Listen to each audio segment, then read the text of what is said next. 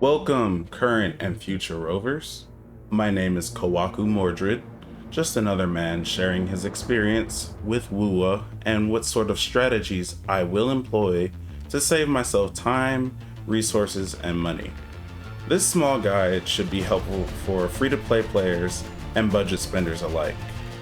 Now, to jump right into things, is how I'll use money, and I'll recommend this to dolphins out there as well, the budget spenders. I want to save most of my money by pulling weapons and not characters. I'm always guaranteed on the 5-star weapon banners to pull whatever I'm pulling for in regards to whatever weapon I might be pulling for. So that makes it easier to select what I want to summon for first.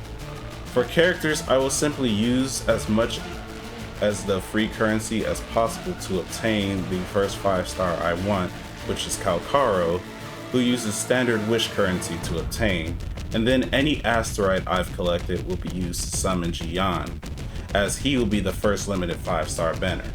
Ponytail spear users are a weakness of mine as of recent, and I really love his gameplay. If for some reason I don't get Jian with the free currency, is when I can comfortably start spending to get said character and then their weapon. You can expect some decent rates on the characters as well, along with the handful of events and rewards that will be handed out upon release of the game. You should be capable of obtaining at least one character of your desire without much worry. I will also mention that all characters you are able to, if you have them in your inventory, you are able to try them out before you build them. There will be an option that you select under their details screen that will allow you to test them at their max level with standard equipment to see if you that teaches you how to use them and if you would enjoy playing them that way. The first 15 days of my gameplay will consist of world exploration after the main story quest, and just taking my time with passively collecting materials while leveling up my rover to conserve materials. The best way to go about conserving materials is operating with one character and only leveling up said character that you truly want to use past 40. So the level 40 is the soft cap I would say for character materials as far as clearing some content goes, but for the most part can be done by the use of one character. For level 40 is the soft cap in which materials start coming thin.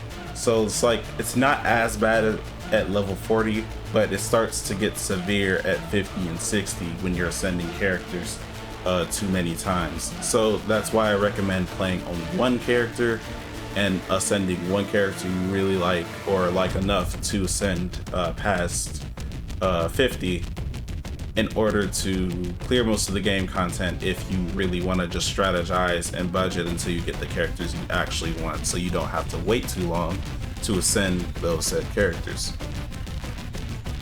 So if you manage to comfortably solo with maybe one or two characters, you'll have plenty of resources. This works for me though, because I enjoy Rover and Yang Yang's gameplay.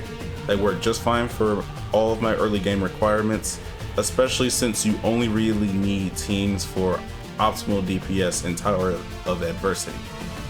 Maybe not so early in that the game, in that game mode, but like later on in that game mode, you will definitely want teams on later floors. Echoes, I won't really spend too much energy on, if at all, because most of my world exploration from last time got enough of what I needed. Because I'm capable of setting aside enough time to game the overworld, I can constantly progress.